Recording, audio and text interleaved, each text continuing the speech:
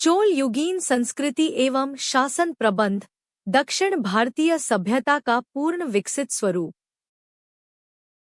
चोल युग दक्षिण भारतीय इतिहास का वह स्वर्णिम चरण है जिसमें शासन, समाज, धर्म, अर्थव्यवस्था, कला, साहित्य, ज्ञान और सैन्य शक्ति सभी ने मिलकर एक समग्र और संतुलित सभ्यतागत ढांचे का निर्माण किया। यह युग केवल राजनीतिक विस्तार या सैन्य विजय का काल नहीं था, बल्कि यह एक ऐसी सांस्कृतिक व्यवस्था का प्रतिनिधित्व करता है जहां राज्य और समाज परस्पर पूरक बनकर कार्य करते थे। चोल संस्कृति की सबसे बड़ी विशेषता यह थी कि उसने प्रशासनिक दक्षता को सामाजिक सहभागिता, धार्मिक चेतना और कलात्मक सौंदर्यबोध के साथ सफलतापूर्वक जोड़ा। चोल शासन प्रबंध एक सुव्यवस्थित, संस्थागत और अभिलेख आधारित प्रणाली पर टिका हुआ था। सम्राट सर्वोच्च सत्ता का केंद्र था, परंतु उसका शासन निरंकुश नहीं था। अमात्य, अधिकारी, प्रांतीय प्रशासन और ग्राम स्तरीय स्वशासन संस्थाएं मिलकर एक उत्तरदायी और स्थिर प्रशासनिक ढांचा निर्मित करती थी। न्याय प्रणाली, कर व्यवस्था और सैन्य संगठन सभी में नियम, अनुशासन और नैतिकता का स्पष्ट प्रभाव दिखाई देता है। सामाजिक दृष्टि से चोल समाज कृषि प्रधान, ग्राम केंद्रित और पेशागत रूप से संगठित था। जाति व्यवस्था मौजूद थी, परंतु भक्ति आंदोलन, ग्राम संस्थाओं और आर्थिक गतिविधियों ने समाज को गतिशील बनाए रखा। मंदिर इस समाज के केंद्र थे, जहां धर्म, अर्थव्यवस्था, शिक्षा और कला एक साथ विकसित होती थी। शैव वैष्णव भक्ति ने धार्मिक जीवन को भावनात्मक गहराई प्रदान की और समाज को सांस्कृतिक एकता के सूत्र में बांधा। चोल युग की कला और स्थापत्य द्रविड़ परंपरा का उत्कर्ष है। भव्य मंदिर, कांस्य मूर्तियां, भित्ति चित्र, नृत्य और संगीत, ये सभी चोल संस्कृति की जीवंत अभिव्यक्तियां हैं। साहित्य और शिक्षा के क्षेत्र में तमिल भक्ति काव्य और संस्कृत शास्त्रीय परंपरा का समन्वय दिखाई देता है। वहीं विज्ञान, तकनीक और ज्ञान परंपरा कृषि, सिंचाई, स्थापत्य और धातु कला में व्यावहारिक रूप से साकार होती है।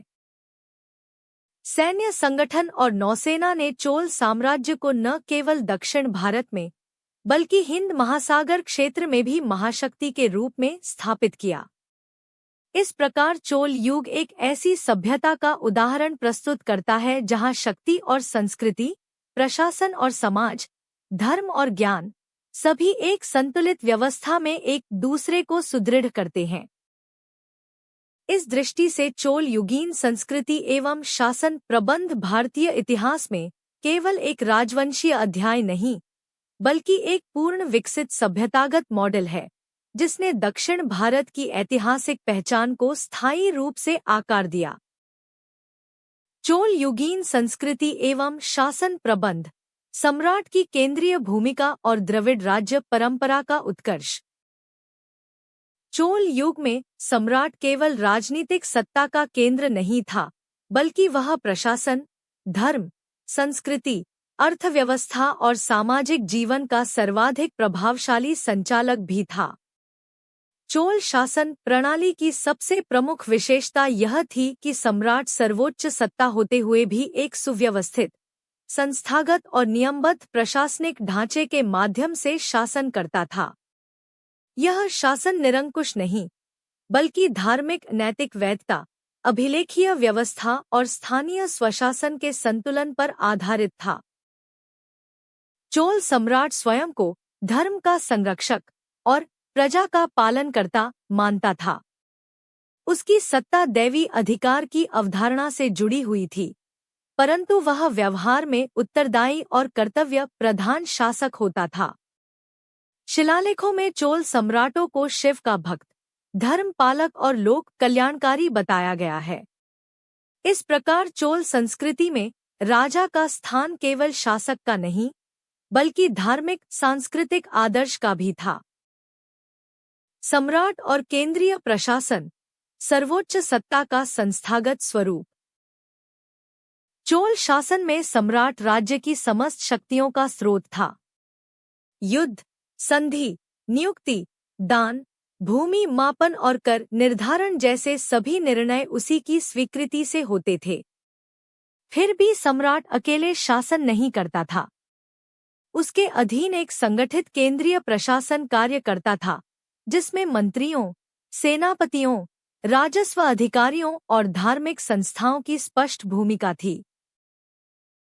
सम्राट की आज्ञाएं शिलालेखों के रूप में सार्वजनिक की जाती थी, जिससे शासन पारदर्शी और स्थायी बनता था। यह अभिलेखीय परंपरा चोल प्रशासन को भारत के सबसे प्रलेखित शासन तंत्रों में बदल देती है। सम्राट स्वयं प्रशासनिक कार्यों की निगरानी करता था, विशेषकर भूमि मापन, मंदिर दान और राजस्व व्यवस्था पर उसका प्रत्यक्ष नियंत्रण होता था। सम्राट और स्थानीय स्वशासन, शक्ति का विकेंद्रीकरण। चोल शासन की एक अद्वितीय विशेषता यह थी कि सम्राट ने ग्राम सभा, उर सभा और नागर्म जैसी स्थानीय संस्थाओं को व्यापक अधिकार दिए। यद्यपि सम्राट सर्वोच्च सत्ता था, पर वह स्थानीय स्वशासन को कमजोर नहीं करता था। इसके विपरीत वह उन्हें प्रशासन का आधार मानता था। सम्राट की स्वीकृति से ग्राम सभाएं भूमि वितरण, सिंचाई व्यवस्था, कर संग्रह और न्याय निर्णय जैसे कार्य करती थी। इस व्यवस्था से चोल शासन अत्यंत स्थिर और दीर्घकालिक बन सका। यह दर्शाता है कि चोल सम्राट सत्ता को केंद्रीकृत रखते हुए भी प्रशासन को जन आधारित बनाता था। सम्राट और धर्म, शैव भक्ति का संरक्षक। चोल संस्कृति में सम्राट की धार्मिक भूमिका अत्यंत महत्वपूर्ण थी। अधिकांश चोल शासक शैव थे और उन्होंने शिव उपासना को राज्य संरक्षण प्रदान किया। तंजावुर का बृहदीश्वर मंदिर, गंगाकोंडाचोलपुरम का शिव मंदिर और चिदंबरम का नटराज मंदिर, ये सभी सम्राट की धार्मिक सांस्कृतिक भूमिका के प्रतीक हैं। सम्राट मंदिरों को भूमि, धन, अनाज और सेवक प्रदान करता था। मंदिर केवल पूजा स्थल नहीं, बल्कि सांस्कृतिक, शैक्षणिक और आर्थिक केंद्र थे। इस प्रकार सम्राट धर्म के माध्यम से समाज को संगठित करता था और अपनी सत्ता को नैतिक वैधता प्रदान करता था। सम्राट और संस्कृति, कला, साहित्य और नृत्य का संरक्षण। चोल सम्राट संस्कृति का महान संरक्षक था। उसके संरक्षण में द्रविड़ मंदिर वास्तुकला अपने चरम पर पहुंची। विशाल विमान, सूक्ष्म शिल्प, कांस्य मूर्तियां और भित्ति चित्र चोल सांस्कृतिक दृष्टि के प्रत्यक्ष प्रमाण हैं। सम्राट ने तमिल साहित्य, शैव भक्ति ग्रंथों और संगीत नृत्य परंपराओं को संरक्षण दिया। देवदासी प्रथा, मंदिर नृत्य और भरतनाट्यम जैसी शास्त्रीय परंपराएं इसी युग में संगठित हुईं। यह सब दर्शाता है कि सम्राट चोल संस्कृति का सक्रिय निर्माता था, न कि केवल दर्शक। सम्राट और अर्थव्यवस्था, कृषि, सिंचाई और मंदिर अर्थव्यवस्था। चोल सम्राट की आर्थिक भूमिका अत्यंत महत्वपूर्ण थी। वह कृषि को राज्य की रीढ़ मानता था। कावेरी डेल्टा में सिंचाई नहरों, तालाबों और बांधों का निर्माण सम्राट की पहल पर हुआ। भूमि मापन की वैज्ञानिक व्यवस्था और कर निर्धारण की स्पष्ट प्रणाली चोल अर्थव्यवस्था को सुदृढ़ बनाती है। मंदिर अर्थव्यवस्था भी सम्राट के संरक्षण में विकसित हुई। मंदिरों के पास विशाल भूमि, अनाज भंडार और श्रमिक समुदाय होता था। इससे राज्य को स्थायी राजस्व और सामाजिक स्थिरता प्राप्त होती थी। सम्राट का सांस्कृतिक राजनीतिक आदर्श। चोल युग में सम्राट केवल सत्ता का केंद्र नहीं, बल्कि एक आदर्श शासक की अवधारणा का प्रतीक था। वह वीर योद्धा, न्यायप्रिय प्रशासक, धर्म संरक्षक और कला प्रेमी माना जाता था। रजराज प्रथम और राजेंद्र प्रथम इस आदर्श के सर्वोत्तम उदाहरण हैं। सम्राट की भूमिका ने चोल संस्कृति को अनुशासन, सौंदर्य और स्थायित्व प्रदान किया। यही कारण है कि चोल शासन केवल एक राजनीतिक व्यवस्था नहीं, बल्कि एक पूर्ण विकसित सभ्यतागत मॉडल बन सका। निष्कर्ष: चोल सम्राट सत्ता, संस्कृति और प्रशासन का जीवंत केंद्र। चोल वंश युग में सम्राट शासन प्रबंध और संस्कृति का जीवंत केंद्र था। उसकी शक्ति निरंकुश नहीं, बल्कि संस्थागत, धार्मिक और सामाजिक वैधता से युक्त थी। उसने प्रशासन को संगठित किया, स्थानीय स्वशासन को बढ़ावा दिया, धर्म और संस्कृति को संरक्षण दिया और एक ऐसी शासन परंपरा विकसित की जो भारतीय इतिहास में अद्वितीय है। चोल सम्राट का यह बहुआयामी स्वरूप ही चोल साम्राज्य को दीर्घायु, सुदृढ़ और सांस्कृतिक रूप से अमर बनाता है। चोल युगीन संस्कृति एवं शासन प्रबंध, अमात्य, अधिकारी और प्रशासनिक ढांचा। चोल शासन प्रणाली की सबसे उल्लेखनीय विशेषता उसका सुव्यवस्थित, संस्थागत और अभिलेख आधारित प्रशासनिक ढांचा था। सम्राट सर्वोच्च सत्ता का केंद्र होते हुए भी शासन को अकेले नहीं चलाता था, बल्कि अमात्यों, उच्च अधिकारियों, प्रांतीय प्रशासकों और स्थानीय स्वशासन संस्थाओं के माध्यम से एक संतुलित प्रशासन स्थापित करता था। इस व्यवस्था में शक्ति का एक और केंद्रीकरण था, तो दूसरी ओर प्रशासनिक विकेंद्रीकरण भी। यही चोल शासन की दीर्घायु और स्थिरता का मूल कारण बना। अमात्य वर्ग, सम्राट और प्रशासन के बीच सेतु। चोल प्रशासन में अमात्य वर्ग अत्यंत महत्वपूर्ण था। अमात्य सम्राट के निकटतम सहयोगी होते थे और नीति निर्धारण, राजस्व प्रबंधन, सैन्य संगठन तथा न्यायिक कार्यों में सक्रिय भूमिका निभाते थे। ये सामान्यतः उच्च कुलों से आते थे, पर योग्यता, अनुभव और निष्ठा भी चयन के प्रमुख आधार थे। अमात्य केवल आदेश पालक नहीं थे, बल्कि शासन नीति के सह निर्माता थे। अमात्यों की नियुक्ति सम्राट द्वारा की जाती थी और वे सीधे उसी के प्रति उत्तरदायी होते थे। भूमि दान, कर निर्धारण, मंदिर प्रबंधन और प्रांतीय प्रशासन पर उनकी गहरी निगरानी रहती थी। चोल अभिलेखों में अमात्यों के नामों और कार्यों का स्पष्ट उल्लेख मिलता है, जिससे उनकी प्रशासनिक भूमिका की पारदर्शिता सिद्ध होती है।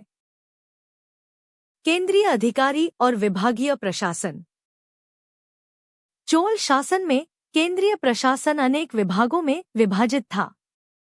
राजस्व, सैन्य, न्याय, सिंचाई और मंदिर प्रबंधन, इन सभी के लिए पृथक पृथक अधिकारी नियुक्त थे।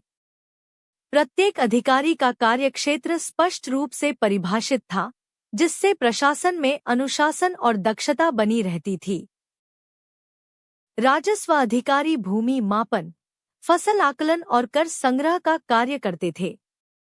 सैन्य अधिकारी सेना की भर्ती, प्रशिक्षण और अभियान योजना में संलग्न रहते थे।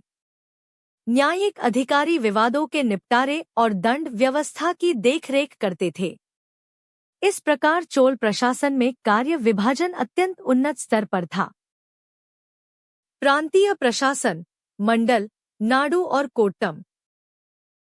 चोल साम्राज्य को प्रशासनिक सुविधा के लिए बड़े बड़े प्रांतों में बांटा गया था, जिन्हें मंडल कहा जाता था। प्रत्येक मंडल के अंतर्गत नाडु और कोट्टम जैसी छोटी इकाइयां होती थी। मंडल प्रशासक प्रायः उच्च पदस्थ अमात्य या राजकुमार होते थे, जो सम्राट के प्रतिनिधि के रूप में कार्य करते थे। प्रांतीय प्रशासक राजस्व संग्रह, कानून व्यवस्था और सैन्य सुरक्षा के लिए उत्तरदायी होते थे। वे स्थानीय स्वशासन संस्थाओं के साथ समन्वय बनाकर कार्य करते थे, जिससे केंद्र और स्थानीय स्तर के बीच संतुलन बना रहता था। यह व्यवस्था चोल शासन को अत्यधिक केंद्रीकृत होने से बचाती थी। स्थानीय प्रशासन, ग्राम सभा, उर और नागर्म। चोल प्रशासन की सबसे विशिष्ट विशेषता स्थानीय स्वशासन था। ग्राम सभा, उर और नागर्म जैसी संस्थाएं ग्रामीण और नगरीय प्रशासन की रीढ़ थी। ये संस्थाएं भूमि वितरण, सिंचाई व्यवस्था, कर संग्रह, मंदिर प्रबंधन और स्थानीय न्याय का कार्य करती थी।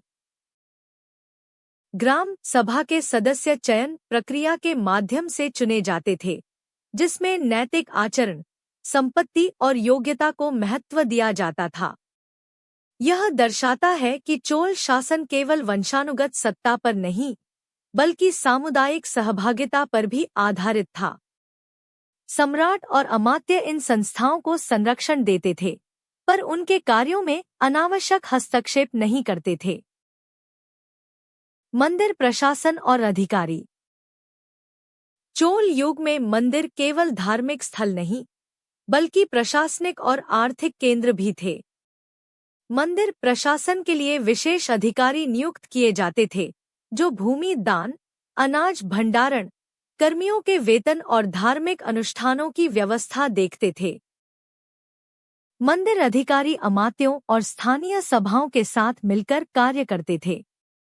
इस व्यवस्था से मंदिर अर्थव्यवस्था राज्य अर्थव्यवस्था से जुड़ जाती थी और सामाजिक आर्थिक स्थिरता बनी रहती थी। चोल अभिलेखों में मंदिर प्रबंधन की विस्तृत जानकारी मिलती है, जो प्रशासनिक पारदर्शिता का उत्कृष्ट उदाहरण है। न्यायिक प्रशासन, नियम, नैतिकता और दंड। चोल शासन में न्यायिक व्यवस्था स्पष्ट नियमों और नैतिक सिद्धांतों पर आधारित थी। छोटे विवादों का निपटारा स्थानीय सभाओं द्वारा किया जाता था, जबकि गंभीर मामलों में प्रांतीय या केंद्रीय अधिकारियों की भूमिका होती थी। दंड व्यवस्था अपेक्षाकृत मानवीय थी और सुधारात्मक दृष्टिकोण पर आधारित थी। न्यायिक अधिकारियों का उद्देश्य केवल दंड देना नहीं, बल्कि सामाजिक संतुलन बनाए रखना था। यह व्यवस्था चोल समाज में कानून, सम्मान और स्थिरता को बढ़ावा देती थी। प्रशासनिक ढांचे की सांस्कृतिक पृष्ठभूमि। चोल प्रशासन केवल एक राजनीतिक तंत्र नहीं था, बल्कि उसकी जड़ें चोल संस्कृति में थी। धर्म, नैतिकता, सामाजिक उत्तरदायित्व और अभिलेखीय परंपरा, इन सभी ने मिलकर प्रशासन को एक सांस्कृतिक आयाम दिया। अमात्य और अधिकारी स्वयं को केवल शासक नहीं, बल्कि धर्म और समाज के सेवक मानते थे। निष्कर्ष: चोल प्रशासनिक ढांचा, संस्थागत दक्षता और सांस्कृतिक संतुलन का आदर्श। चोल युगीन शासन प्रबंध अमात्यों, अधिकारियों और स्थानीय संस्थाओं के संतुलित सहयोग पर आधारित था। यह व्यवस्था न तो अत्यधिक केंद्रीकृत थी, न ही पूर्णतः विकेंद्रीकृत, बल्कि दोनों का सुसंगत संयोजन थी। इसी कारण चोल साम्राज्य लंबे समय तक स्थिर, सुदृढ़ और सांस्कृतिक रूप से समृद्ध बना रहा। चोल प्रशासन भारतीय इतिहास में एक ऐसे आदर्श मॉडल के रूप में उभरता है, जहां सत्ता, सेवा और संस्कृति तीनों एक साथ समन्वित दिखाई देते हैं। चोल युगीन स्थानीय प्रशासन, ग्राम शासन, उर, सभा और महासभा। चोल शासन प्रणाली का सबसे मौलिक और विशिष्ट पक्ष उसका स्थानीय प्रशासन था, जिसे भारतीय इतिहास में स्वशासन की एक अत्यंत विकसित प्रणाली माना जाता है। चोलों ने यह सिद्ध कर दिया कि एक शक्तिशाली साम्राज्य केंद्रीकृत सत्ता के साथ साथ मजबूत ग्राम स्तरीय संस्थाओं पर भी आधारित हो सकता है। ग्राम शासन चोल प्रशासन की आधारशिला था और इसी ने साम्राज्य को दीर्घकालिक स्थिरता प्रदान की। ग्राम शासन की अवधारणा और संरचना। चोल युग में ग्राम केवल निवास इकाई नहीं था, बल्कि एक पूर्ण प्रशासनिक संस्था था। प्रत्येक ग्राम को भूमि, कर, सिंचाई, न्याय और धार्मिक कार्यों के प्रबंधन का अधिकार प्राप्त था। ग्राम शासन की यह व्यवस्था राज्य की स्वीकृति और संरक्षण में कार्य करती थी, जिससे इसे वैधता और स्थायित्व मिलता था। ग्राम शासन का संचालन स्थानीय निवासियों द्वारा किया जाता था, जो सामुदायिक हितों को ध्यान में रखते हुए निर्णय लेते थे। यह व्यवस्था चोल समाज में उत्तरदायित्व, सहभागिता और सार्वजनिक नैतिकता को विकसित करती थी। सामान्य ग्रामों की प्रशासनिक संस्था और उन ग्रामों की सभा थी जहां सामान्य कृषक और विभिन्न जातियों के लोग निवास करते थे। यह संस्था मुख्यतः गैर ब्राह्मण ग्रामों में सक्रिय थी और भूमि वितरण, कर संग्रह, सिंचाई व्यवस्था और स्थानीय विवादों के समाधान का कार्य करती थी। उर के सदस्य ग्राम के प्रतिष्ठित और अनुभवी व्यक्ति होते थे। निर्णय सामूहिक रूप से लिए जाते थे और उर की कार्यवाही को शिलालेखों में अंकित किया जाता था। यह संस्था ग्राम स्तर पर लोकतांत्रिक प्रवृत्तियों का प्रमाण प्रस्तुत करती है। सभा या महासभा, ब्राह्मण ग्रामों की सर्वोच्च संस्था। सभा या महासभा ब्राह्मण ग्रामों, जिन्हें अग्रहार कहा जाता था, की प्रशासनिक संस्था थी। यह संस्था उर की तुलना में अधिक संगठित और औपचारिक थी। सभा के सदस्य सामान्यतः शिक्षित, धार्मिक और आर्थिक रूप से सक्षम ब्राह्मण होते थे। सभा के अंतर्गत विभिन्न समितियां कार्य करती थी, जो भूमि प्रबंधन, सिंचाई, कोष, न्याय और मंदिर सेवाओं का दायित्व संभालती थी। समिति प्रणाली चोल स्थानीय प्रशासन की परिष्कृत संरचना को दर्शाती है। सभा की कार्यवाही अत्यंत पारदर्शी होती थी और निर्णय अभिलेखों के रूप में सुरक्षित किए जाते थे। सभा की समिति प्रणाली और चयन प्रक्रिया। सभा के अंतर्गत समितियों के सदस्य चयन प्रक्रिया के माध्यम से चुने जाते थे, जिसे कुटुमी या वरीयम प्रणाली कहा जाता है। इसमें पात्र व्यक्तियों के नाम लिखकर पात्रों में डाले जाते थे और लॉटरी के माध्यम से चयन किया जाता था। इस प्रक्रिया में नैतिक आचरण, भूमि स्वामित्व, कर भुगतान और शास्त्र ज्ञान जैसी योग्यताओं को महत्व दिया जाता था। यह व्यवस्था भ्रष्टाचार को नियंत्रित करने और प्रशासनिक निष्पक्षता बनाए रखने का प्रयास थी। स्थानीय प्रशासन में मंदिरों की भूमिका। चोल युग में मंदिर स्थानीय प्रशासन का अभिन्न अंग थे। मंदिर भूमि दान, अनाज भंडारण, श्रमिक नियोजन और सामाजिक सेवाओं के केंद्र थे। ग्राम सभाएं और सभा मंदिर प्रशासन के साथ समन्वय बनाकर कार्य करती थीं। मंदिर आधारित अर्थव्यवस्था ने ग्राम शासन को आर्थिक स्थिरता प्रदान की और सामाजिक सांस्कृतिक जीवन को सुदृढ़ किया। न्याय और अनुशासन, ग्राम स्तर पर कानून व्यवस्था। ग्राम शासन में छोटे मोटे विवादों का निपटारा स्थानीय स्तर पर ही किया जाता था। उर और सभा दोनों को न्यायिक अधिकार प्राप्त थे। यह व्यवस्था त्वरित न्याय और सामाजिक संतुलन को सुनिश्चित करती थी। दंड व्यवस्था नैतिक सुधार पर आधारित थी और कठोर दंड का प्रयोग अपेक्षाकृत कम होता था। इससे ग्राम समाज में कानून के प्रति सम्मान और सामुदायिक उत्तरदायित्व विकसित होता था। केंद्रीय सत्ता और स्थानीय स्वशासन का संतुलन। यद्यपि ग्राम शासन को व्यापक अधिकार प्राप्त थे, फिर भी वे सम्राट और केंद्रीय प्रशासन के प्रति उत्तरदायी थे। भूमि दान और कर निर्धारण जैसे प्रमुख निर्णय सम्राट की स्वीकृति से ही होते थे। इस प्रकार चोल प्रशासन में स्थानीय स्वशासन और केंद्रीय नियंत्रण के बीच संतुलन बना रहता था, जो साम्राज्य की दीर्घकालिक स्थिरता का आधार बना। ऐतिहासिक महत्व और मूल्यांकन। चोल युगीन स्थानीय प्रशासन भारतीय इतिहास में स्वशासन की सबसे विकसित प्रणाली मानी जाती है। ग्राम शासन, उर और सभा की संस्थाएं यह सिद्ध करती हैं कि मध्यकालीन भारत में भी संगठित, उत्तरदायी और सहभागी प्रशासनिक संरचनाएं मौजूद थी।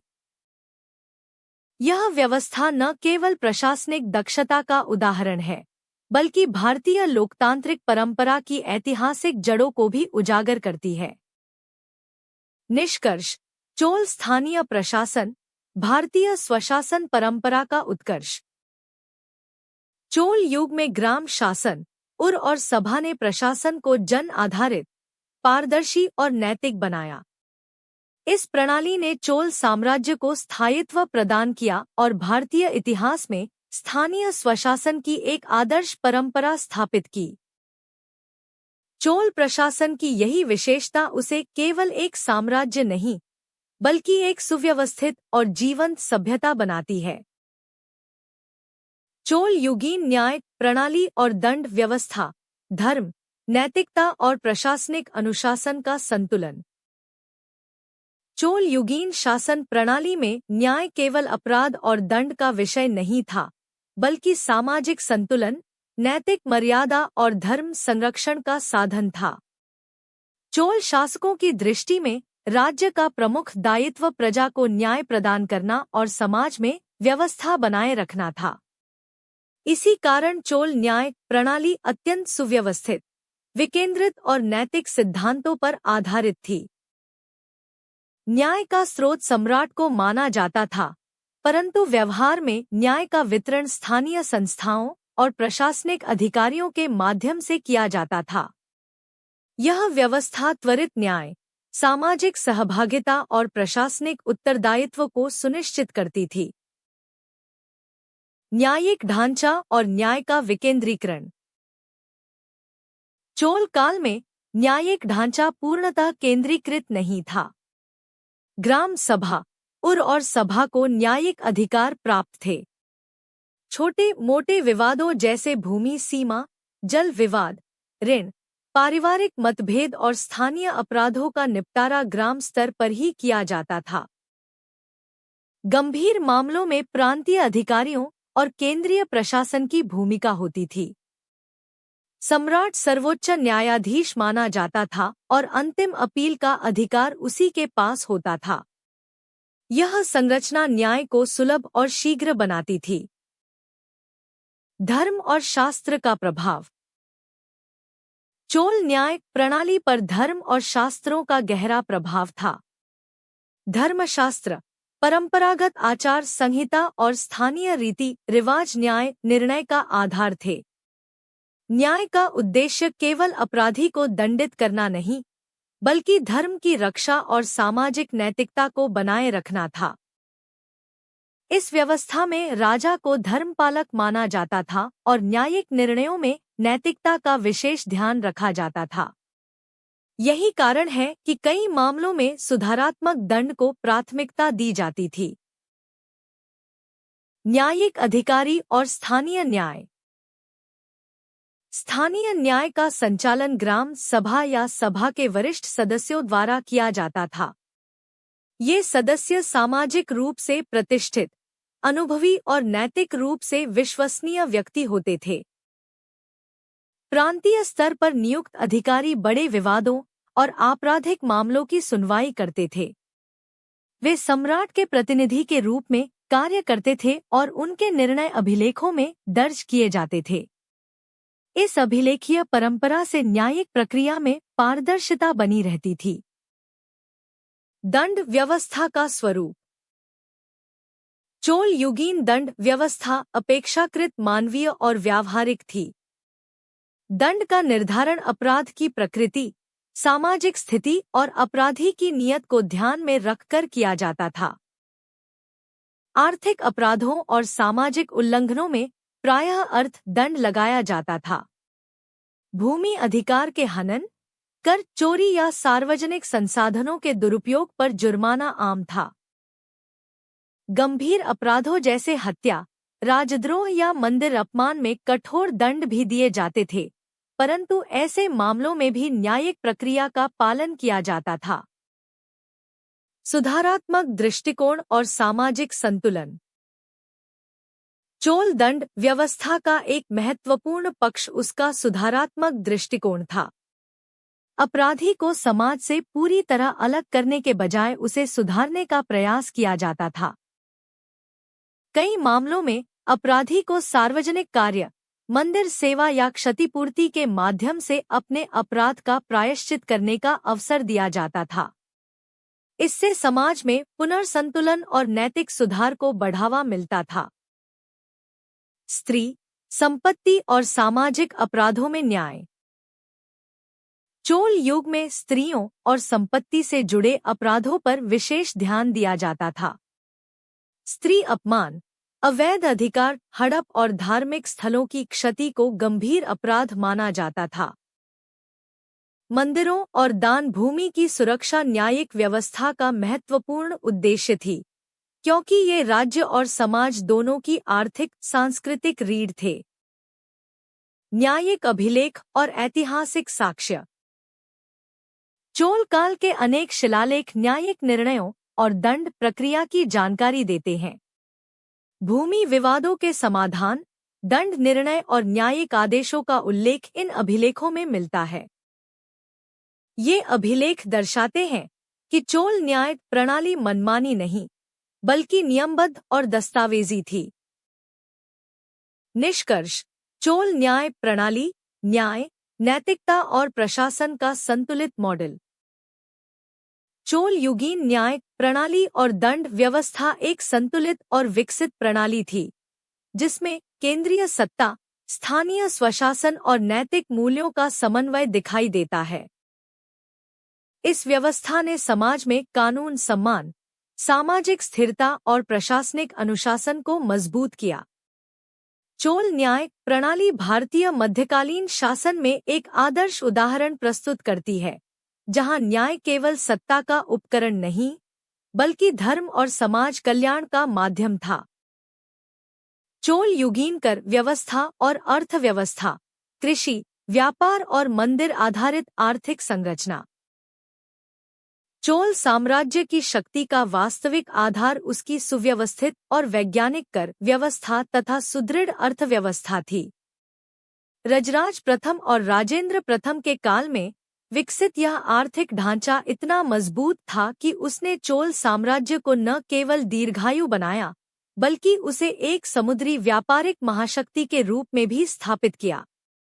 चोलों की अर्थव्यवस्था मुख्यतः कृषि पर आधारित थी, किंतु उद्योग, व्यापार, शिल्प और मंदिर अर्थव्यवस्था ने इसे बहुआयामी स्वरूप प्रदान किया। कृषि, चोल अर्थव्यवस्था की आधारशिला। चोल युग में कृषि राज्य की आर्थिक रीढ़ थी। कावेरी नदी का डेल्टा क्षेत्र चोल साम्राज्य का सबसे समृद्ध कृषि क्षेत्र था। यहाँ धान की उन्नत खेती होती थी और बहुफसली कृषि प्रणाली प्रचलित थी। राज्य ने सिंचाई व्यवस्था पर विशेष ध्यान दिया। बांध, नहरें, तालाब और जलाशय निर्मित किए गए, जिनका रखरखाव ग्राम सभाओं और राज्य अधिकारियों द्वारा किया जाता था। भूमि का वैज्ञानिक मापन किया जाता था और उसकी उपज क्षमता के अनुसार कर निर्धारित होता था। इससे कर प्रणाली अपेक्षाकृत न्यायसंगत बनती थी और कृषकों पर अनावश्यक बोझ नहीं पड़ता था। भूमि स्वामित्व और भूमि वर्गीकरण। चोल काल में भूमि को विभिन्न श्रेणियों में वर्गीकृत किया गया था। राज्य भूमि, मंदिर भूमि, ब्राह्मणों को दी गई अग्रहार भूमि और निजी भूमि, इन सभी का अलग अलग लेखा रखा जाता था। भूमि दान की प्रथा व्यापक थी, विशेषकर मंदिरों और ब्राह्मणों को भूमि का विस्तृत अभिलेख रखा जाता था, जिसमें उसकी सीमा, उपज, कर दर और स्वामी का उल्लेख होता था। यह व्यवस्था चोल प्रशासन की आर्थिक पारदर्शिता को दर्शाती है। कर व्यवस्था संगठित, विविध और अभिलेखीय। चोल कर व्यवस्था अत्यंत संगठित और विविध थी। भूमि कर सबसे प्रमुख कर था, जिसे सामान्यतः उपज के एक भाग के रूप में लिया जाता था। इसके अतिरिक्त सिंचाई कर, व्यापार कर, पशु कर और पेशागत कर भी प्रचलित थे। करों का संग्रह स्थानीय सभाओं और राज्य अधिकारियों के माध्यम से किया जाता था। कर मुक्ति भी दी जाती थी, विशेषकर धार्मिक संस्थाओं और विशेष सेवाओं के लिए। कर संबंधी सभी निर्णय शिलालेखों में अंकित किए जाते थे, जिससे व्यवस्था पारदर्शी बनी रहती थी। मंदिर अर्थव्यवस्था, धार्मिक संस्था से आर्थिक केंद्र तक। चोल युग में मंदिर केवल धार्मिक स्थल नहीं थे, बल्कि आर्थिक गतिविधियों के प्रमुख केंद्र भी थे। मंदिरों के पास विशाल भूमि, अनाज भंडार, श्रमिक और शिल्पकार होते थे। मंदिरों को प्राप्त दान से कृषि, व्यापार और शिल्प को प्रोत्साहन मिलता था। मंदिर प्रशासन अनाज का वितरण, श्रमिकों का भुगतान, सिंचाई कार्य और सामाजिक सेवाओं का संचालन करता था। इस प्रकार मंदिर अर्थव्यवस्था ने राज्य अर्थव्यवस्था को स्थिरता प्रदान की। व्यापार और वाणिज्य, आंतरिक और समुद्री विस्तार। चोल साम्राज्य का व्यापार अत्यंत विकसित था। आंतरिक व्यापार में अनाज, कपास, मसाले, धातु उत्पाद और हस्तशिल्प वस्तुओं का लेन देन होता था।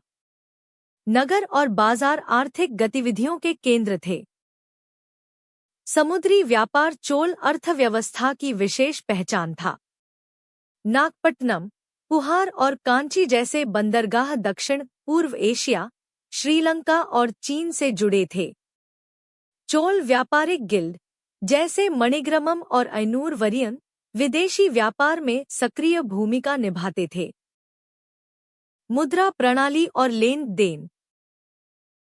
चोल काल में स्वर्ण, रजत और ताम्र मुद्राओं का प्रयोग होता था। मुद्रा प्रणाली ने व्यापार को सुगम बनाया और आर्थिक लेन देन में स्थिरता लाई।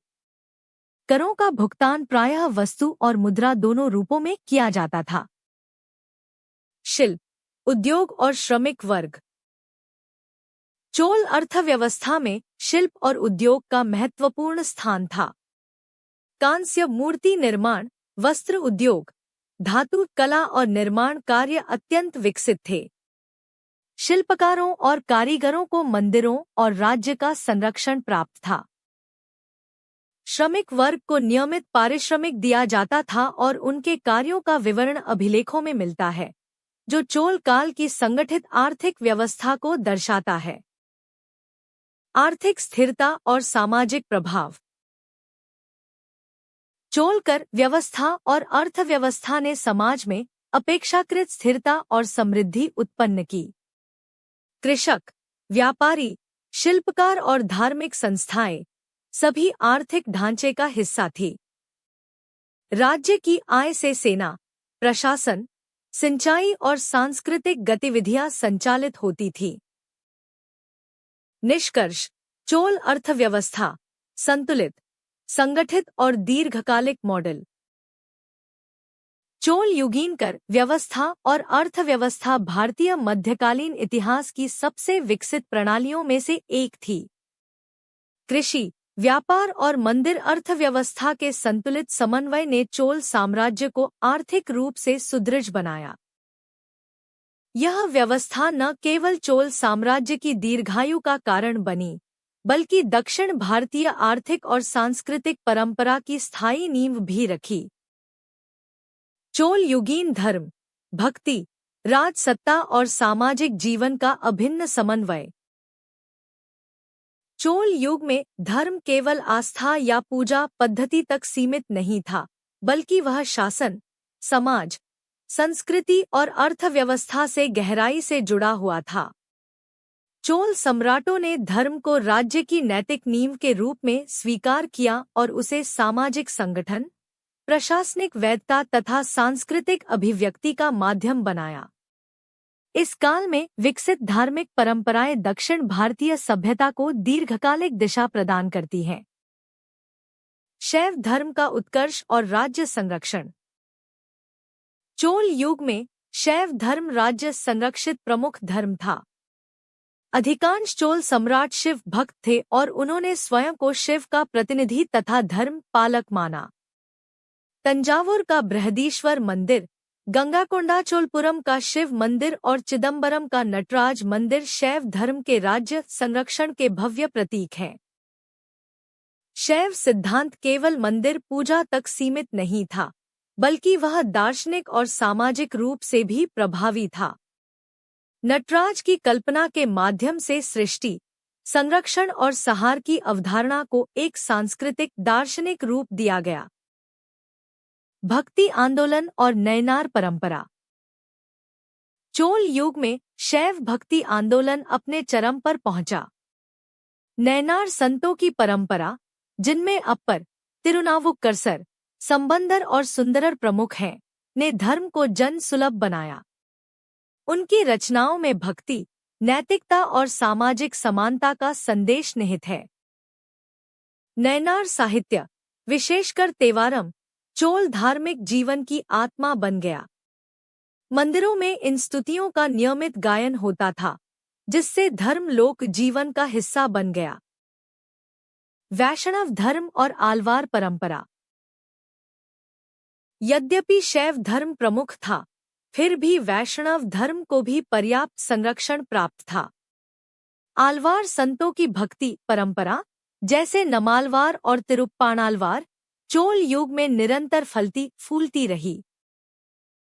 श्रीरंगम, कांचीपुरम और तिरुपति जैसे वैष्णव केंद्रों को चोल सम्राटों ने संरक्षण दिया।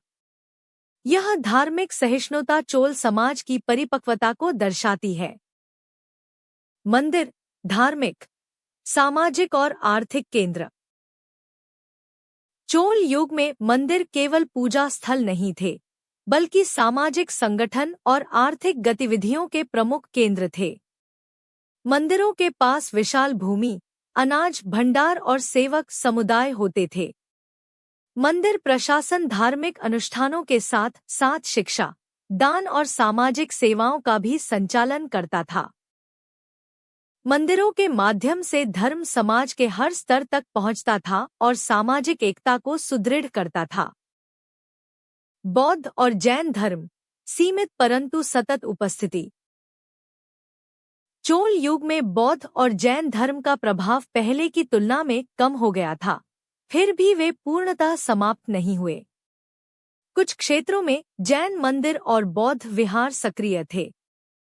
चोल शासकों ने सामान्यतः धार्मिक सहिष्णुता का पालन किया और इन पंथों को पूर्णतः प्रतिबंधित नहीं किया। यह स्थिति दर्शाती है कि चोल युग धार्मिक रूप से एकांगी नहीं, बल्कि बहुधार्मिक समाज का प्रतिनिधित्व करता था। धर्म और समाज, नैतिकता तथा सामाजिक अनुशासन। धर्म चोल समाज में नैतिक अनुशासन का प्रमुख स्रोत था। धार्मिक आचार संहिता, व्रत, उत्सव और तीर्थ यात्राएं सामाजिक जीवन का हिस्सा थी। धर्म के माध्यम से सामाजिक कर्तव्यों और उत्तरदायित्वों को परिभाषित किया गया। धार्मिक उत्सवों और मंदिर अनुष्ठानों ने समाज में सामूहिकता और सांस्कृतिक एकता को बढ़ावा दिया। धर्म और राजसत्ता का संबंध। चोल सम्राटों ने धर्म को अपनी सत्ता की वैधता का आधार बनाया। भूमि दान, मंदिर निर्माण और धार्मिक अनुष्ठानों के माध्यम से उन्होंने स्वयं को धर्म पालक सिद्ध किया। इससे राजसत्ता को नैतिक समर्थन प्राप्त हुआ और जनता में शासक के प्रति विश्वास बढ़ा। धर्म और राजनीति का यह समन्वय चोल शासन को स्थिर और दीर्घकालिक बनाता है। धार्मिक कला और स्थापत्य। चोल युगीन धार्मिक जीवन का सबसे सशक्त रूप कला और स्थापत्य में दिखाई देता है। शिव और विष्णु की कांस्य मूर्तियां, मंदिरों की भित्ति, चित्रकला और वास्तुकला धार्मिक भावनाओं की कलात्मक अभिव्यक्ति हैं। नटराज की कांस्य प्रतिमा चोल धार्मिक दर्शन का सर्वोच्च प्रतीक मानी जाती है। निष्कर्ष, चोल युगीन धर्म, आस्था, सत्ता और संस्कृति का समन्वित स्वरूप। चोल युगीन धर्म केवल पूजा पद्धति नहीं था, बल्कि वह समाज, शासन और संस्कृति का केंद्रीय आधार था। शैव वैष्णव भक्ति, मंदिर संस्कृति और धार्मिक सहिष्णुता ने चोल सभ्यता को स्थायित्व और गहराई प्रदान की। यह धर्म न तो कट्टर था, न ही केवल दार्शनिक, बल्कि वह जीवन व्यवस्था था, जिसने चोल साम्राज्य को सांस्कृतिक रूप से अमर बना दिया।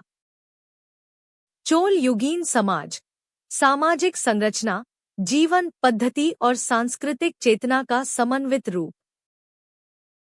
चोल युगीन समाज दक्षिण भारतीय इतिहास की सबसे संगठित, स्थिर और सांस्कृतिक रूप से समृद्ध सामाजिक व्यवस्थाओं में से एक था। यह समाज कृषि आधारित अर्थव्यवस्था, मंदिर केंद्रित जीवन, भक्ति आंदोलन की चेतना और सुव्यवस्थित प्रशासनिक ढांचे पर आधारित था। चोल काल का समाज केवल जातिगत संरचना तक सीमित नहीं था, बल्कि उसमें पेशागत वर्ग, धार्मिक संस्थाएं, ग्राम समुदाय और शहरी केंद्र सभी की स्पष्ट और सक्रिय भूमिका दिखाई देती है। सामाजिक संरचना और जाति व्यवस्था। चोल युग में समाज मुख्यतः वर्ण और जाति के आधार पर संगठित था, परंतु यह व्यवस्था पूरी तरह जड़ या कठोर नहीं थी। ब्राह्मण, क्षत्रिय, वैश्य और शूद्र जैसे वर्णों का उल्लेख मिलता है, किंतु व्यवहारिक स्तर पर पेशा और सामाजिक भूमिका अधिक महत्वपूर्ण थी। ब्राह्मण वर्ग धार्मिक, शैक्षिक और प्रशासनिक कार्यों में अग्रणी था। उन्हें अग्रहार ग्राम दान में दिए जाते थे, जहां वे शिक्षा, पूजा और सामाजिक मार्गदर्शन का कार्य करते थे। क्षत्रिय वर्ग में शासक, सामंत और सैन्य अधिकारी सम्मिलित थे। वैश्य वर्ग व्यापार, वाणिज्य और शिल्प से जुड़ा था, जबकि शूद्र वर्ग मुख्यतः कृषि, श्रम और सेवा कार्यों में संलग्न था। जातियों के बीच ऊंच नीच की भावना थी, परंतु भक्ति आंदोलन ने सामाजिक कठोरता को काफी हद तक कम किया। ग्राम केंद्रित सामाजिक जीवन। चोल समाज का मूल आधार ग्राम था। ग्राम केवल आवासीय इकाई नहीं, बल्कि सामाजिक, आर्थिक और सांस्कृतिक केंद्र था। ग्राम सभा, उर और सभा जैसी संस्थाएं सामाजिक जीवन को नियंत्रित करती थी। ग्राम स्तर पर सहयोग, सामूहिक निर्णय और सामाजिक उत्तरदायित्व की भावना प्रबल थी। सिंचाई, कृषि, उत्सव और धार्मिक अनुष्ठान सामूहिक रूप से संपन्न होते थे। इस सामुदायिक जीवन ने समाज में स्थिरता और सुरक्षा प्रदान की। नगर और शहरी समाज। चोल काल में नगरों का भी उल्लेखनीय विकास हुआ। तंजावुर, कांचीपुरम, नागपट्टनम और पुहार जैसे नगर व्यापार, शिल्प और संस्कृति के केंद्र थे। नगरों में व्यापारी, शिल्पकार, अधिकारी और धार्मिक संस्थाएं सक्रिय थी। शहरी समाज अपेक्षाकृत अधिक गतिशील और विविध था। यहाँ जातिगत कठोरता ग्रामों की तुलना में कुछ कम दिखाई देती है और पेशागत पहचान अधिक महत्वपूर्ण हो जाती है। स्त्रियों की स्थिति। चोल समाज में स्त्रियों की स्थिति मिश्रित स्वरूप की थी।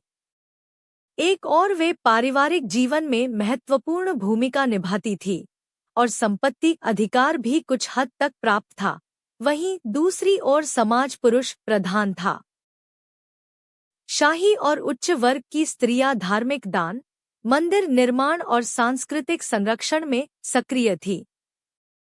सामान्य स्त्रियां कृषि, कुटीर उद्योग और घरेलू कार्यों में संलग्न रहती थी। देवदासी प्रथा भी इसी काल में संस्थागत रूप लेती है, जिसमें स्त्रियां मंदिर सेवा, नृत्य और संगीत से जुड़ी होती थी। भक्ति आंदोलन और सामाजिक परिवर्तन। चोल युग में भक्ति आंदोलन ने समाज को गहराई से प्रभावित किया। नयनार और आलवार संतों ने भक्ति को जाति और वर्ग की सीमाओं से ऊपर उठाकर प्रस्तुत किया। इससे सामाजिक समरसता को बल मिला। भक्ति साहित्य और मंदिर अनुष्ठानों ने सामान्य जन को धार्मिक और सांस्कृतिक जीवन से जोड़ा। यह आंदोलन सामाजिक समानता का पूर्ण समाधान नहीं था, परंतु उसने सामाजिक चेतना को अवश्य विस्तृत किया। मंदिर और सामाजिक जीवन। मंदिर चोल समाज का केंद्र थे। वे धार्मिक स्थल होने के साथ साथ सामाजिक संगठन, शिक्षा, दान और रोजगार के केंद्र भी थे। मंदिरों से जुड़े पुजारी, शिल्पकार, नर्तक, गायक और श्रमिक समाज का सक्रिय हिस्सा थे। धार्मिक उत्सव और पर्व सामाजिक जीवन में सामूहिकता और सांस्कृतिक एकता का माध्यम थे। श्रमिक, शिल्पकार और पेशागत वर्ग। चोल समाज में विभिन्न पेशागत वर्ग स्पष्ट रूप से विद्यमान थे। कृषक, बढ़ी, लोहार, बुनकर, कांस्य शिल्पकार और नाविक सभी का समाज में विशिष्ट स्थान था। शिल्पकारों को मंदिरों और राज्य का संरक्षण प्राप्त था। पेशागत पहचान कई बार जातिगत पहचान से अधिक महत्वपूर्ण हो जाती थी, विशेषकर नगरों में। सामाजिक नैतिकता और जीवन मूल्य। चोल समाज नैतिकता, धर्म और सामाजिक कर्तव्य पर आधारित था। दान, सेवा, धार्मिक अनुष्ठान और सामुदायिक उत्तरदायित्व को उच्च मूल्य माना जाता था। सामाजिक नियंत्रण कठोर दंड से नहीं, बल्कि परंपरा और नैतिक दबाव से होता था। निष्कर्ष: चोल युगीन समाज, स्थिरता, परंपरा और परिवर्तन का संतुलन। चोल युगीन समाज एक ऐसा समाज था जिसमें परंपरा और परिवर्तन दोनों का संतुलित समन्वय दिखाई देता है। जाति व्यवस्था और सामाजिक श्रेणीकरण मौजूद था, परंतु भक्ति आंदोलन, ग्राम संस्थाएं और पेशागत संरचना ने समाज को गतिशील बनाए रखा। यह समाज न केवल चोल साम्राज्य की राजनीतिक शक्ति का आधार था, बल्कि उसकी सांस्कृतिक और सभ्यतागत महानता का भी मूल स्रोत था। चोल युगीन कला और स्थापत्य, धर्म, सत्ता और सौंदर्यबोध का भव्य समन्वय। चोल युगीन कला और स्थापत्य भारतीय इतिहास की उन महान कलात्मक परंपराओं में से है, जहां धर्म, राजसत्ता और सौंदर्यबोध एक दूसरे में पूर्णतः विलीन दिखाई देते हैं। यह कला केवल भवन निर्माण या मूर्ति निर्माण तक सीमित नहीं थी, बल्कि वह चोल समाज की धार्मिक आस्था, राजनीतिक शक्ति, आर्थिक समृद्धि और दार्शनिक दृष्टि की दृश्य अभिव्यक्ति थी। चोल शासकों के संरक्षण में विकसित यह कला द्रविड़ स्थापत्य की पराकाष्ठा मानी जाती है। द्रविड़ स्थापत्य का उत्कर्ष और चोल मंदिर परंपरा। चोल काल में द्रविड़ स्थापत्य शैली अपने पूर्ण विकसित रूप में दिखाई देती है। विशाल पत्थर के मंदिर, ऊंचे विमान, सुदृढ़ अधिष्ठान और संतुलित योजना इस शैली की प्रमुख विशेषताएं हैं। मंदिर केवल पूजा स्थल नहीं थे, बल्कि धार्मिक, सामाजिक और आर्थिक गतिविधियों के केंद्र थे। चोल मंदिरों की योजना अत्यंत सुव्यवस्थित होती थी। गर्भगृह, अंतराल, महामंडप और प्राकार, इन सभी का निर्माण निश्चित स्थापत्य नियमों के अनुसार किया जाता था। मंदिर का विमान धीरे धीरे ऊपर उठता हुआ आकाश की ओर संकेत करता है, जो शिव तत्व और ब्रह्मांडीय चेतना का प्रतीक माना जाता है। बृहदीश्वर मंदिर, तंजावुर, चोल स्थापत्य का शिखर। तंजावुर का बृहदीश्वर मंदिर, जिसे राजराजेश्वर मंदिर भी कहा जाता है, चोल स्थापत्य की महानतम उपलब्धि है। इसका विशाल विमान, एकाश्म नंदी प्रतिमा और संतुलित अनुपात चोल स्थापत्य कौशल की पराकाष्ठा को दर्शाते हैं। इस मंदिर का निर्माण केवल धार्मिक उद्देश्य से नहीं, बल्कि राजसत्ता के वैभव और सम्राट की सार्वभौमिक शक्ति के प्रदर्शन के लिए भी किया गया था। यह मंदिर चोल साम्राज्य की राजनीतिक, धार्मिक और सांस्कृतिक शक्ति का स्थायी प्रतीक है। गंगाकोंडाचोलपुरम और अन्य मंदिर। राजेंद्र प्रथम द्वारा निर्मित गंगाकोंडाचोलपुरम का मंदिर चोल स्थापत्य परंपरा का दूसरा महान उदाहरण है। यहाँ स्थापत्य में तंजावुर की तुलना में अधिक सौम्यता और कलात्मक लय दिखाई देती है। चिदंबरम का नटराज मंदिर, यद्यपि पूर्ववर्ती परंपरा से जुड़ा था, पर चोल काल में इसका व्यापक विस्तार और कलात्मक परिष्कार हुआ। नटराज की ब्रह्मांडीय नृत्य मूर्ति चोल कला की दार्शनिक गहराई को प्रकट करती है। मूर्ति कला, कांस्य प्रतिमाओं की अद्वितीय परंपरा। चोल युगीन मूर्ति कला विशेष रूप से कांस्य प्रतिमाओं के लिए विश्व विख्यात है। यह कला केवल सौंदर्य प्रधान नहीं, बल्कि आध्यात्मिक और भावात्मक अभिव्यक्ति से परिपूर्ण है। नटराज, शिव पार्वती, सोमास्कंद, विष्णु और संत प्रतिमाएं अत्यंत संतुलित अनुपात, सूक्ष्म भाव, अभिव्यक्ति और गतिशीलता से युक्त है। नटराज की कांस्य प्रतिमा में गति, लय और दार्शनिक अर्थ का अद्भुत समन्वय दिखाई देता है, जो सृष्टि, संरक्षण और संहार के चक्र का प्रतीक है। भित्ति चित्र और अलंकरण। चोल काल में भित्ति चित्रकला भी विकसित हुई।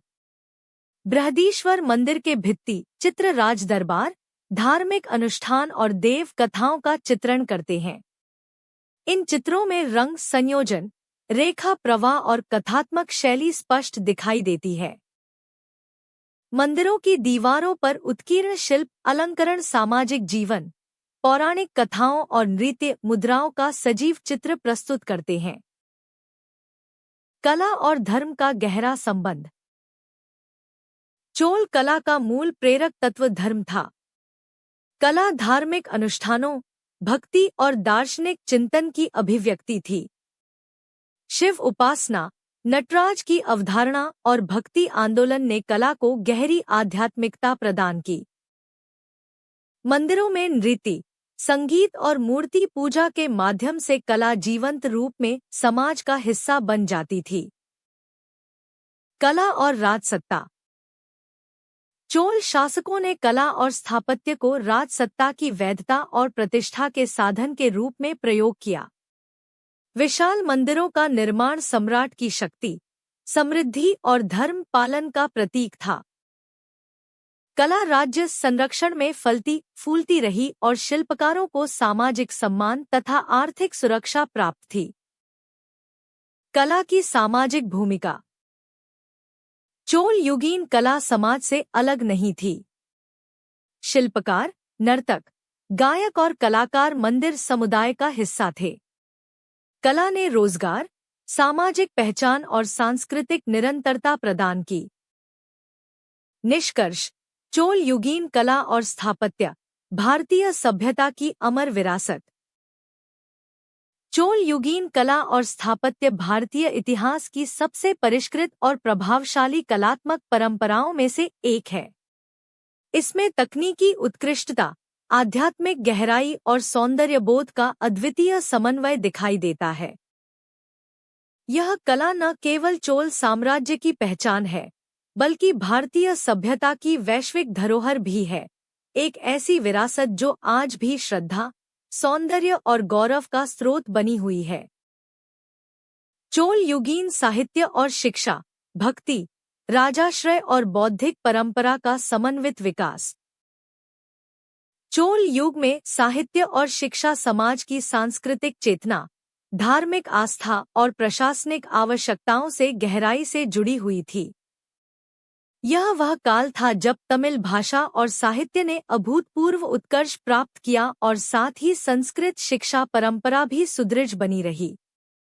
चोल शासकों के संरक्षण में साहित्य केवल काव्य रचना तक सीमित नहीं रहा, बल्कि वह धर्म, दर्शन, इतिहास और प्रशासन का अभिन्न अंग बन गया। तमिल साहित्य का उत्कर्ष और भक्ति परंपरा। चोल युग तमिल साहित्य के लिए स्वर्णकाल माना जाता है। इस काल में भक्ति साहित्य का व्यापक प्रसार हुआ, जिसने साहित्य को जन सामान्य से जोड़ा। नयनार संतों की रचनाएं, विशेषतः तेवारम, ने शैव भक्ति को साहित्यिक ऊंचाई प्रदान की। इन कृतियों में भक्ति, नैतिकता और मानवीय भावनाओं का सजीव चित्रण मिलता है। आलवार संतों की वैष्णव भक्ति रचनाएं भी इस काल में संरक्षित और प्रचारित हुईं। दिव्य प्रबंधम जैसी कृतियां चोल युगीन धार्मिक, साहित्यिक चेतना को दर्शाती हैं। भक्ति साहित्य ने जाति और वर्ग की सीमाओं से ऊपर उठकर साहित्य को सामाजिक परिवर्तन का माध्यम बनाया। महाकाव्य परंपरा और लौकिक साहित्य। चोल काल में तमिल महाकाव्य परंपरा भी विकसित हुई। शिलप्पदिकारम और मणिमेखले जैसी पूर्ववर्ती कृतियों का संरक्षण और प्रचार इस युग में हुआ, जिससे साहित्यिक परंपरा की निरंतरता बनी रही। साथ ही दरबारी काव्य और प्रशस्ति साहित्य का विकास हुआ, जिसमें राजाओं की उपलब्धियों और दान धर्म का वर्णन मिलता है। इन कृतियों में ऐतिहासिक और सामाजिक जीवन का मूल्यवान विवरण मिलता है, जो चोल समाज को समझने में सहायक है। संस्कृत साहित्य और शास्त्रीय परंपरा। चोल युग में संस्कृत साहित्य और शिक्षा को भी पर्याप्त संरक्षण मिला। वेद, उपनिषद, पुराण, धर्मशास्त्र और दर्शन ग्रंथों का अध्ययन ब्राह्मण अग्रहारों और मंदिर संस्थानों में होता था। संस्कृत में रचित स्तोत्र, दार्शनिक ग्रंथ और शास्त्रीय टीकाएं इस काल की बौद्धिक सक्रियता को दर्शाती हैं। संस्कृत और तमिल के बीच संवाद बना रहा, जिससे एक द्विभाषी सांस्कृतिक वातावरण विकसित हुआ। शिक्षा प्रणाली, मंदिर और अग्रहार केंद्र। चोल युग में शिक्षा का प्रमुख केंद्र मंदिर और अग्रहार थे।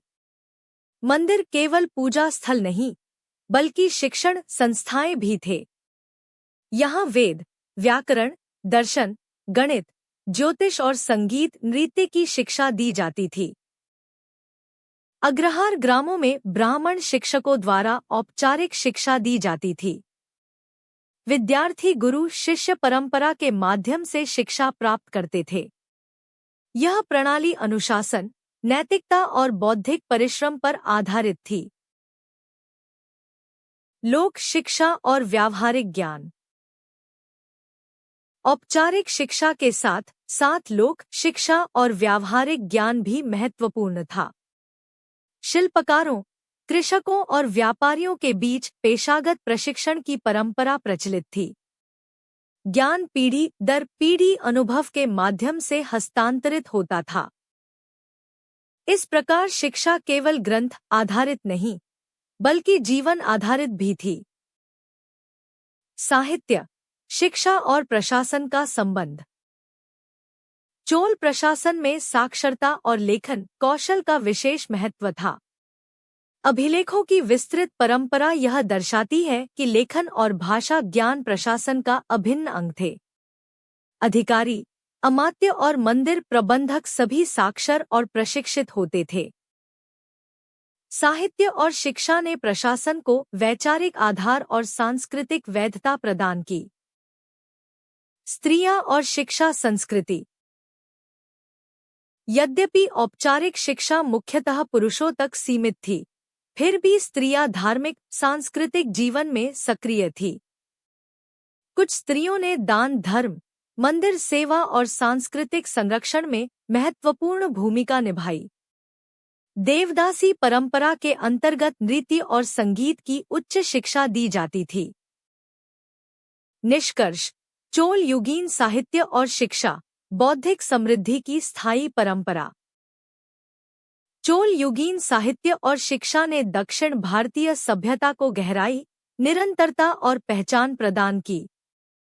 तमिल भक्ति साहित्य की भावनात्मक शक्ति, संस्कृत शास्त्रीय परंपरा की बौद्धिक गंभीरता और मंदिर केंद्रित शिक्षा प्रणाली का समन्वय इस युग की सबसे बड़ी विशेषता थी। यह साहित्य और शिक्षा केवल अपने समय तक सीमित नहीं रहीं, बल्कि उन्होंने आने वाली शताब्दियों तक दक्षिण भारत की सांस्कृतिक दिशा को निर्धारित किया। चोल युगीन विज्ञान, तकनीक और ज्ञान परंपरा, व्यावहारिक बुद्धि, अनुभवजन्य विज्ञान और सांस्कृतिक बौद्धिकता का समन्वय। चोल युग में विज्ञान और तकनीक आधुनिक अर्थों में पृथक विषय नहीं थे, बल्कि वे दैनिक जीवन, प्रशासन, कृषि, स्थापत्य, चिकित्सा और कला से गहराई से जुड़े हुए थे। यह काल सैद्धांतिक वैज्ञानिक ग्रंथों से अधिक व्यावहारिक और अनुभवजन्य ज्ञान की परंपरा के लिए जाना जाता है। चोल समाज में ज्ञान का उद्देश्य प्रकृति को समझना, संसाधनों का कुशल उपयोग करना और सामाजिक आर्थिक जीवन को स्थिर बनाना था। इसी कारण चोल युग की विज्ञान परंपरा अत्यंत व्यावहारिक, उपयोगी और दीर्घकालिक प्रभाव वाली थी। कृषि विज्ञान और सिंचाई तकनीक। चोल युग की वैज्ञानिक चेतना का सबसे स्पष्ट रूप कृषि और सिंचाई तकनीक में दिखाई देता है।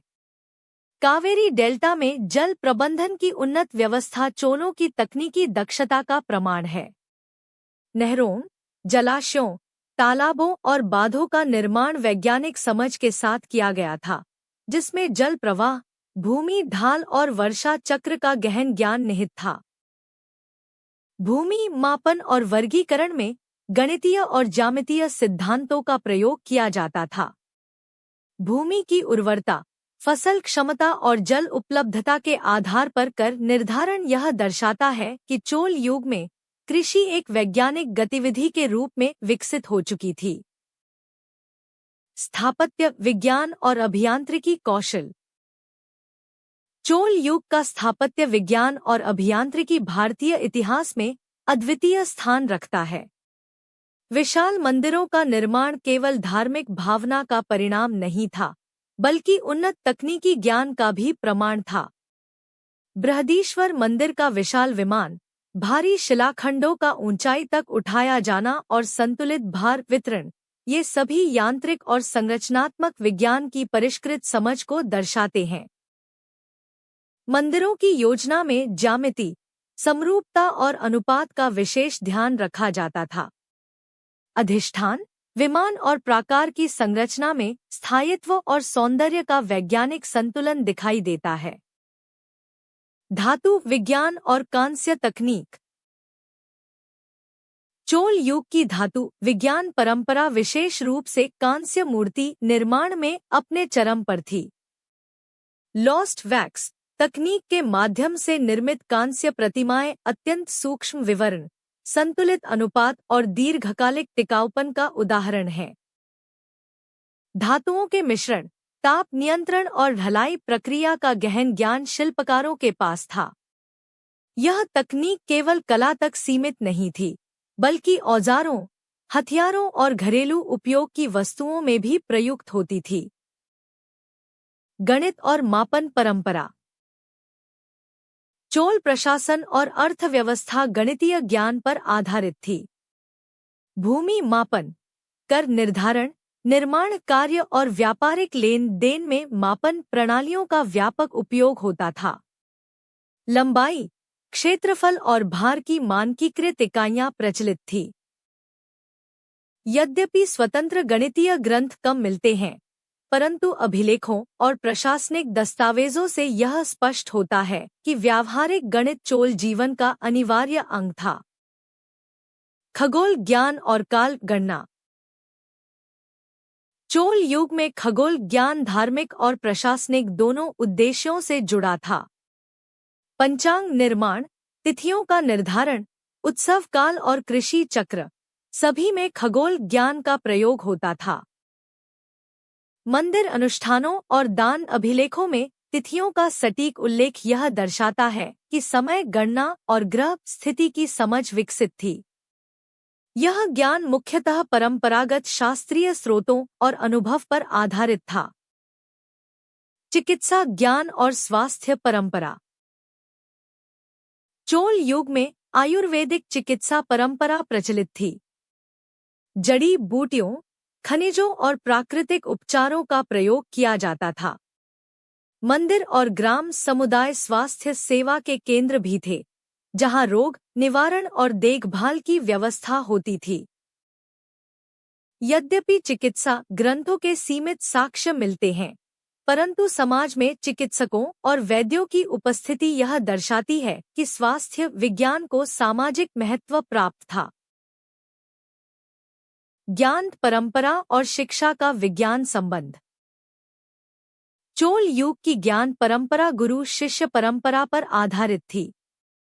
मंदिर, अग्रहार और मठ शिक्षा के केंद्र थे, जहां व्याकरण, दर्शन, गणित, ज्योतिष, संगीत और तकनीकी कौशल सिखाए जाते थे। ज्ञान का संचरण लिखित ग्रंथों के साथ साथ मौखिक परंपरा और व्यावहारिक प्रशिक्षण के माध्यम से होता था। शिल्पकार, कृषक और व्यापारी अपने अपने क्षेत्रों में विशेषज्ञ ज्ञान रखते थे, जो पीढ़ी दर पीढ़ी हस्तांतरित होता था। विज्ञान, तकनीक और धर्म का संबंध। चोल युग में विज्ञान और धर्म परस्पर विरोधी नहीं थे। मंदिर स्थापत्य, मूर्ति निर्माण, पंचांग निर्धारण और अनुष्ठान, सभी में वैज्ञानिक समझ और धार्मिक आस्था का समन्वय दिखाई देता है। यह समन्वय चोल सभ्यता की बौद्धिक परिपक्वता को दर्शाता है, जहां ज्ञान का उपयोग जीवन को व्यवस्थित और अर्थपूर्ण बनाने के लिए किया जाता था। निष्कर्ष: चोल युगीन विज्ञान और ज्ञान परंपरा, व्यावहारिक बुद्धि की महान विरासत। चोल युगीन विज्ञान, तकनीक और ज्ञान परंपरा किसी प्रयोगशाला आधारित आधुनिक विज्ञान की तरह नहीं, बल्कि जीवन आधारित, अनुभवजन्य और सामाजिक उपयोगिता से जुड़ी हुई थी। कृषि, स्थापत्य, धातु कला, गणित और चिकित्सा में विकसित यह ज्ञान परंपरा चोल साम्राज्य की स्थिरता और समृद्धि का आधार बनी। यह परंपरा भारतीय इतिहास में यह सिद्ध करती है कि मध्यकालीन भारत केवल धार्मिक या कलात्मक रूप से ही नहीं, बल्कि वैज्ञानिक और तकनीकी दृष्टि से भी अत्यंत उन्नत था। चोल संस्कृति का समग्र पुनरावलोकन, शासन, समाज, धर्म, कला और ज्ञान का सजीव समन्वय। चोल संस्कृति भारतीय इतिहास की उन विरल सांस्कृतिक परंपराओं में से है जहां शासन, समाज, धर्म, कला और ज्ञान एक दूसरे से अलग अलग न होकर एक सुसंगठित और जीवंत सभ्यता के रूप में विकसित हुए। यह संस्कृति केवल राजसत्ता की अभिव्यक्ति नहीं थी, बल्कि वह जन जीवन, आस्था, श्रम, सौंदर्य और बौद्धिक चेतना का समन्वित स्वरूप थी। चोल सभ्यता का मूल चरित्र उसकी स्थायित्व क्षमता, व्यावहारिक बुद्धि और सांस्कृतिक गहराई में निहित था। शासन और प्रशासनिक संस्कृति। चोल शासन प्रणाली अत्यंत संगठित, संस्थागत और उत्तरदायी थी। सम्राट सर्वोच्च सत्ता का केंद्र था, पर शासन केवल राजकीय आदेशों पर आधारित नहीं था। अमात्य, अधिकारी, प्रांतीय प्रशासक और स्थानीय स्वशासन संस्थाएं सभी शासन प्रबंध का अभिन्न अंग थी। ग्राम सभा, उर और महासभा जैसी संस्थाओं ने प्रशासन को जन आधारित बनाया। न्याय, कर व्यवस्था, सिंचाई और भूमि प्रबंधन में पारदर्शिता और उत्तरदायित्व दिखाई देता है। अभिलेखीय परंपरा ने शासन को नियमबद्ध और स्मरणीय बनाया। यह प्रशासनिक संस्कृति चोल साम्राज्य की दीर्घायु का आधार बनी। सामाजिक संरचना और जीवन पद्धति।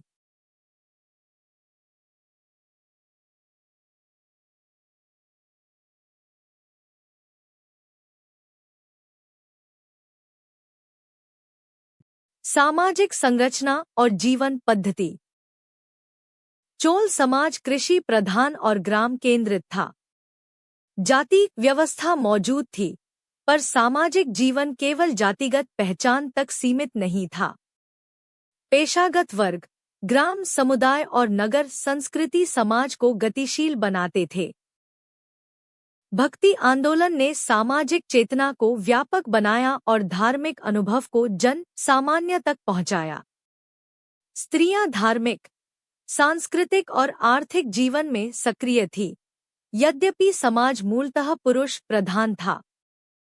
शिल्पकार, कृषक, व्यापारी और श्रमिक सभी समाज की कार्यात्मक इकाइयां थे। धर्म और आध्यात्मिक जीवन।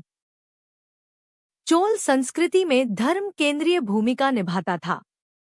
शैव धर्म को राज्य संरक्षण प्राप्त था, पर वैष्णव, जैन और बौद्ध परंपराएं भी सहिष्णु वातावरण में विद्यमान थी। भक्ति आंदोलन ने धर्म को अनुष्ठान से आगे बढ़ाकर भावनात्मक और नैतिक अनुभव में परिवर्तित किया। मंदिर धार्मिक ही नहीं, बल्कि सामाजिक, आर्थिक और शैक्षिक केंद्र थे। धर्म समाज में नैतिक अनुशासन, सांस्कृतिक एकता और राजसत्ता की वैधता का स्रोत था। कला और स्थापत्य की सांस्कृतिक अभिव्यक्ति। चोल युगीन कला और स्थापत्य भारतीय सभ्यता की महान उपलब्धियों में से है। द्रविड़ शैली के भव्य मंदिर, संतुलित स्थापत्य योजना और सूक्ष्म शिल्प कला चोल सौंदर्यबोध को प्रकट करते हैं। कांस्य मूर्ति कला, विशेषकर नटराज की प्रतिमा, चोल दर्शन और कलात्मक प्रतिभा का सर्वोच्च प्रतीक है। भित्ति चित्र, शिल्प, अलंकरण, संगीत और नृत्य सभी कला रूप धर्म और समाज से जुड़े हुए थे। ज्ञान परंपरा और वैज्ञानिक चेतना। चोल युग की ज्ञान परंपरा व्यावहारिक और अनुभवजन्य थी। कृषि विज्ञान, सिंचाई तकनीक, स्थापत्य विज्ञान, धातु कला और गणितीय मापन, इन सभी में वैज्ञानिक समझ दिखाई देती है। शिक्षा मंदिरों और अग्रहारों के माध्यम से दी जाती थी। तमिल और संस्कृत साहित्य, दर्शन, व्याकरण और ज्योतिष का अध्ययन होता था। ज्ञान का उद्देश्य जीवन को व्यवस्थित, उत्पादक और अर्थपूर्ण बनाना था। राजसत्ता और संस्कृति का पारस्परिक संबंध। चोल संस्कृति में राजसत्ता और संस्कृति परस्पर पूरक थी। सम्राट कला, धर्म और ज्ञान का संरक्षक था और संस्कृति उसकी सत्ता को नैतिक और सामाजिक वैधता प्रदान करती थी। यह द्विपक्षीय संबंध चोल सभ्यता को स्थिर और प्रभावशाली बनाता है। चोल संस्कृति का ऐतिहासिक महत्व। चोल संस्कृति का प्रभाव केवल दक्षिण भारत तक सीमित नहीं रहा। समुद्री व्यापार और सांस्कृतिक संपर्कों के माध्यम से इसका प्रभाव श्रीलंका और दक्षिण पूर्व एशिया तक पहुंचा।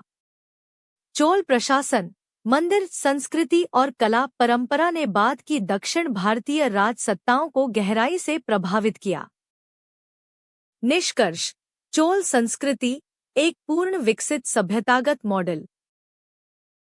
चोल संस्कृति शासन, समाज, धर्म, कला और ज्ञान का ऐसा संतुलित समन्वय थी जिसने उसे एक पूर्ण विकसित सभ्यता का रूप दिया। यह संस्कृति न केवल अपने समय की आवश्यकताओं को पूरा करती थी, बल्कि आने वाली पीढ़ियों के लिए भी स्थायी मूल्य और संस्थाएं छोड़ गई। चोल सभ्यता का यह समग्र स्वरूप भारतीय इतिहास में उस आदर्श का प्रतिनिधित्व करता है जहां शक्ति, सौंदर्य और बुद्धि एक दूसरे के पूरक बनकर मानव जीवन को समृद्ध करते हैं। चोल युगीन सैन्य संगठन, स्थलीय, नौसैनिक और प्रशासनिक शक्ति का सुव्यवस्थित तंत्र। चोल साम्राज्य की महानता का एक प्रमुख आधार उसका सुदृढ़, संगठित और बहुआयामी सैन्य संगठन था। यह सैन्य शक्ति केवल युद्ध विजय का साधन नहीं थी, बल्कि राज्य की आंतरिक सुरक्षा, सीमाओं की रक्षा, व्यापार मार्गों के संरक्षण और राजसत्ता की प्रतिष्ठा का भी माध्यम थी। चोलों ने एक स्थायी सेना, प्रभावशाली नौसेना और अनुशासित सैन्य प्रशासन का विकास किया, जो उन्हें मध्यकालीन भारत की सबसे शक्तिशाली साम्राज्यवादी शक्तियों में स्थापित करता है। स्थायी सेना की अवधारणा और संगठन। चोल युग में सेना अस्थायी या केवल युद्धकालीन नहीं थी, बल्कि एक संगठित और नियमित संस्था थी। सैनिकों की भर्ती, प्रशिक्षण और वेतन व्यवस्था राज्य द्वारा की जाती थी। सेना का प्रत्यक्ष नियंत्रण सम्राट के हाथ में होता था, परंतु व्यवहार में सेनापति और उच्च सैन्य अधिकारी सैन्य संचालन का दायित्व निभाते थे। सेना में अनुशासन, निष्ठा और वीरता को अत्यंत महत्व दिया जाता था। सैनिकों को भूमि अनुदान, वेतन और सम्मान प्रदान किए जाते थे, जिससे वे राज्य के प्रति निष्ठावान बने रहते थे। शिलालेखों में अनेक सैनिक दलों और रेजिमेंटों का उल्लेख मिलता है, जो सेना के संगठनात्मक स्वरूप को दर्शाता है। सेना की संरचना और विविध अंग। चोल सैन्य संगठन में पैदल सेना, घुड़सवार सेना और हाथी सेना की प्रमुख भूमिका थी। पैदल सेना सबसे बड़ी इकाई थी और इसमें विभिन्न प्रकार के हथियारों से लैस सैनिक शामिल थे। घुड़सवार सेना तीव्र आक्रमण और संदेश प्रेषण में सहायक थी, जबकि हाथी सेना युद्ध में भय और शक्ति का प्रतीक मानी जाती थी। इन सभी इकाइयों का संचालन समन्वय और रणनीतिक योजना के अंतर्गत किया जाता था। युद्ध क्षेत्र में सेनाओं की तैनाती भू आकृतिक परिस्थितियों के अनुसार होती थी, जिससे चोल सैन्य रणनीति की परिपक्वता स्पष्ट होती है। नौसेना, चोल सैन्य शक्ति का विशिष्ट आयाम। चोल सैन्य संगठन की सबसे विशिष्ट विशेषता उसकी शक्तिशाली नौसेना थी। रजराज प्रथम और राजेंद्र प्रथम के काल में चोल नौसेना हिंद महासागर की प्रमुख समुद्री शक्ति बन गई। इस नौसेना ने श्रीलंका, मालदीव, लक्षद्वीप और दक्षिण पूर्व एशिया तक सैन्य अभियानों को संभव बनाया। नौसेना का प्रयोग केवल युद्ध के लिए नहीं, बल्कि समुद्री व्यापार मार्गों की सुरक्षा और साम्राज्य के प्रभाव विस्तार के लिए भी किया जाता था। बंदरगाह नगरों में नौसैनिक अड्डे और जहाज निर्माण केंद्र स्थापित थे, जो चोल तकनीकी और संगठनात्मक क्षमता को दर्शाते हैं। सैन्य प्रशासन और रसद व्यवस्था। चोल सैन्य संगठन केवल सैनिकों और हथियारों तक सीमित नहीं था, बल्कि उसके पीछे एक सुव्यवस्थित प्रशासनिक और रसद तंत्र कार्य करता था। हथियार निर्माण, भोजन आपूर्ति, पशु प्रबंधन और परिवहन की व्यवस्था राज्य द्वारा की जाती थी। युद्ध अभियानों के दौरान सेना को आवश्यक संसाधन उपलब्ध कराने के लिए स्थानीय प्रशासन और मंदिर संस्थाओं का भी सहयोग लिया जाता था। इससे यह स्पष्ट होता है कि चोल सैन्य संगठन राज्य प्रणाली के अन्य अंगों से गहराई से जुड़ा हुआ था। सैन्य संस्कृति और सामाजिक प्रभाव। चोल समाज में सैन्य सेवा को सम्मानजनक माना जाता था। वीरता, त्याग और निष्ठा को सामाजिक आदर्श के रूप में प्रस्तुत किया जाता था। युद्ध विजयों को अभिलेखों और मंदिर भित्तियों में अंकित किया जाता था, जिससे सैन्य गौरव सांस्कृतिक स्मृति का हिस्सा बन जाता था। सैनिकों और सेनापतियों को धार्मिक दान, भूमि अनुदान और सामाजिक प्रतिष्ठा प्रदान की जाती थी, जिससे सैन्य वर्ग समाज में विशिष्ट स्थान रखता था। सैन्य संगठन और साम्राज्य विस्तार। चोल सैन्य संगठन ने साम्राज्य के विस्तार और संरक्षण में निर्णायक भूमिका निभाई। श्रीलंका, पांड्य, चेर, पश्चिमी चालुक्य और दक्षिण पूर्व एशियाई क्षेत्रों में चोल प्रभाव इसी संगठित सैन्य शक्ति का परिणाम था। यह संगठन केवल आक्रमण प्रधान नहीं था, बल्कि वह प्रशासनिक नियंत्रण और राजनीतिक स्थिरता का भी साधन था। उत्तरकाल में सैन्य शक्ति का ह्रास। 12वीं-13वीं शताब्दी में चोल सैन्य संगठन धीरे धीरे कमजोर पड़ने लगा। आर्थिक संसाधनों की कमी, नौसेना का पतन और नई क्षेत्रीय शक्तियों के उदय ने चोल सैन्य क्षमता को प्रभावित किया। इसके परिणामस्वरूप पांड्य और होयसला शक्तियों के सामने चोल साम्राज्य टिक नहीं सका। निष्कर्ष: चोल सैन्य संगठन शक्ति, रणनीति और साम्राज्य का आधार। चोल युगीन सैन्य संगठन मध्यकालीन भारतीय इतिहास में एक अत्यंत उन्नत और प्रभावशाली व्यवस्था थी। स्थलीय सेना, शक्तिशाली नौसेना और सुव्यवस्थित सैन्य प्रशासन ने चोल साम्राज्य को दीर्घकालिक शक्ति और प्रतिष्ठा प्रदान की। यह सैन्य संगठन केवल युद्ध विजय का साधन नहीं, बल्कि चोल राज्य की राजनीतिक, आर्थिक और सांस्कृतिक स्थिरता का भी आधार था। Please like, subscribe and comment.